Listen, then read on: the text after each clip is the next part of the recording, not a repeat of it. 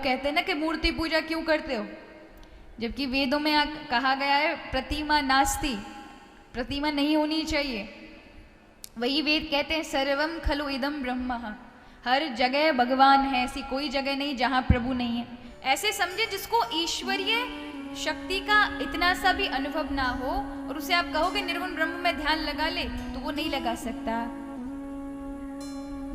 अगर ज्यादा दिन बैठ भी गया ना तो उसका मन नहीं लगेगा, अशांत रहेगा। इसलिए आधार की आवश्यकता इस मन के लिए।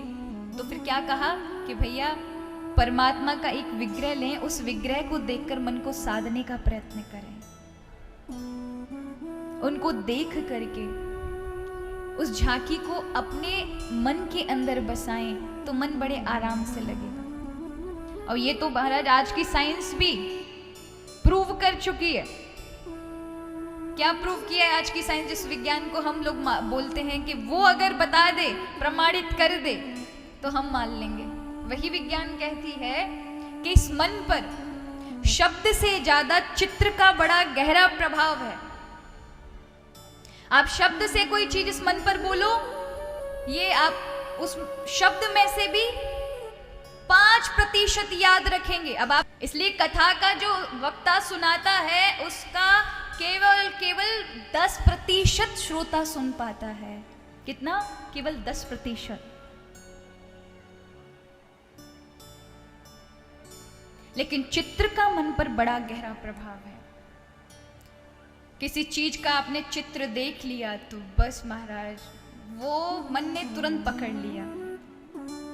अगर चित्र का अगर देखकर आपने कुछ चीजें समझी होंगी तो क्या होगा? उस चित्र की वजह से आप पर 80% प्रभाव पड़ेगा। ये अभी कुछ वैज्ञानिकों ने एक शोध किया था। उसमें क्या किया, 2 प्रकार के मरीज उन लोगों ने लिए, 2 समूह बनाए मरीजों के, 100 लोगों के 2 ग्रुप बना लिए, 100 लोग इधर 100 लोग इधर। अब वो मरीज थे, उनको मतलब अब डिस्चार्ज करना था, उनको घर भेजना था। तो उन्होंने कहा कि इन घर भेजने वाले मरीजों पर अपन ये शोध कर लेते, रिसर्च कर लेते हैं। तो क्या किया उन लोगों ने, उन्होंने जाते समय उनको परहेज बताए, क्या क्या करना है, क्या क्या नियम पालन करना है, कैसे दवा खानी है, क्या क्या करना है, नई दवा खाओगे तो क्या होगा। तो एक जो समूह था जिसमें 100 मरीज थे, उनको बताया देखो भैया लिख लो अपनी डायरी में, अगर ये दवा टाइम पर नहीं खाई तो ये हो जाएगा, इतने बजे सोना है, इतने बजे उठना है, सारे नियम बता दिए। और दूसरे वालों को बोलकर नहीं बताया, लिख कर नहीं बताया, बल्कि चित्र के द्वारा समझाया कि देखो अगर तुमने नहीं खाया तो इस चित्र में ऐसा हो रहा ना, ऐसा हो जाएगा, अगर तुमने ऐसे नहीं सोए तो ऐसा हो जाएगा।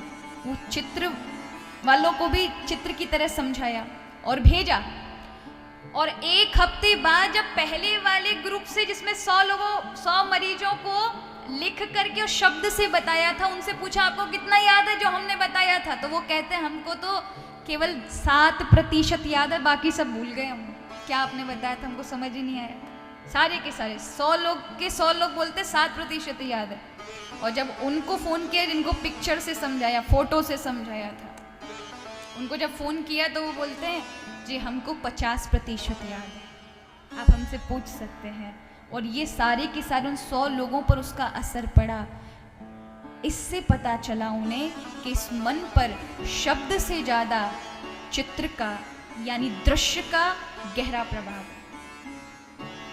इसलिए हमारे मनोवैज्ञानिक जो ऋषि मुनि थे ना, उन्होंने कलयुग के इस दृश्य को देखा तो उन्होंने क्या किया, उन्होंने कहा इतनी साधारणता से मन नहीं लग सकता उस प्रभु में, इतना आसान है क्या महाराज? आप कथा भले सुन ले, कथा में भी 50 बार, यहाँ तो कोई नियम नहीं है आपके लिए। नियम हो तो कथा में ना आए लोग, नियम बांध दिए जाएं कि एक रीढ़ की हड्डी बिल्कुल सीधी करके एकदम जाप की तरह बैठना है, इधर उधर मुड़ना नहीं है,